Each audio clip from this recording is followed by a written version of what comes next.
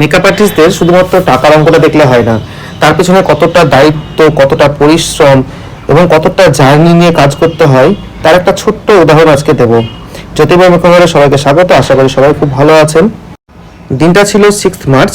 ক্লায়েন্টের বুকিং অনুযায়ী আমরা সন্ধ্যার মধ্যেই পৌঁছে যাই, এই মোটামুটি আপনার 5টা 5:30টার মধ্যেই পৌঁছে যাই, কিন্তু আমাদের টাইম দেওয়া ছিল 5:30 6টা, কেননা ক্লায়েন্টের লগ্ন ছিল ভোর রাতে, আর ক্লায়েন্ট বলেছিল আমাকে 9টা 9:30টার মধ্যে কমপ্লিট করে দিলে মোটামুটি হবে।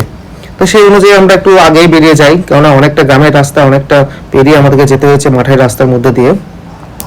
সে সবই ঠিক আছে, আমি 9:30টার মধ্যে কমপ্লিটও করে দিই, কিন্তু আমার আসতে গিয়ে অনেকটাই রাত্রি হয়ে যায়। মোটামুটি আপনার 9:30টার মধ্যে কমপ্লিট হওয়ার পর আমাকে গুছিয়ে নিতেই 10টা বেজে গেল। তারপর ক্লায়েন্টের বাড়ির অনুরোধে আমরা একটু খাওয়া দাওয়াও করে নিলাম। খাওয়া দাওয়া করতে করতে মোটামুটি 10:30 11টা বেজে গেল। তারপর একজনের পরিচিত একজনের সঙ্গে দেখা হলো, তো তার জন্য একটু ওয়েট করলাম। একসাথেই আমরা কিছুটা আসলাম, 1/2 কিলোমিটার মতন আমরা তার সাথেই আসলাম। কিন্তু তারপরে খুব খারাপ একটা ঘটনা ঘটলো, যে রাস্তা দিয়ে গিয়েছিলাম রাত্রিবেলায় সেই রাস্তাটা আমরা ভুল করলাম। তো স্বভাবতই আমি ম্যাপ বের করলাম, ম্যাপ বের করে একটা রাস্তা দেখলাম, ম্যাপ বের করে যে রাস্তাটা দেখলাম সেটাতে আমি আরও একটু ভুল হয়ে গেল। মানে ম্যাপের রাস্তা অনেক সময় একটু গ্রামের মধ্যে বিশেষ করে একটু ভুল দেখায়। তো এই করতে করতে বাড়ি ঢুকলাম মোটামুটি আপনার 12:30টা।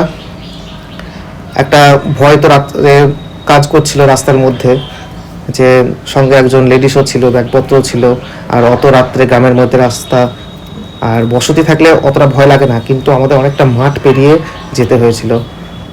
তো এই একটা অভিজ্ঞতা, এই নিয়ে তো আমাদেরকে কাজ করতে হয়, এগুলো সকল মেকআপ আর্টিস্টদেরই একটা অভিজ্ঞতা হয়ে থাকে আশা করি। তো আমার এই অনেক রাতে ফেরার যে অভিজ্ঞতা হলো, তো এটা তোমাদের সঙ্গে একটু ভাগ করে নিলাম।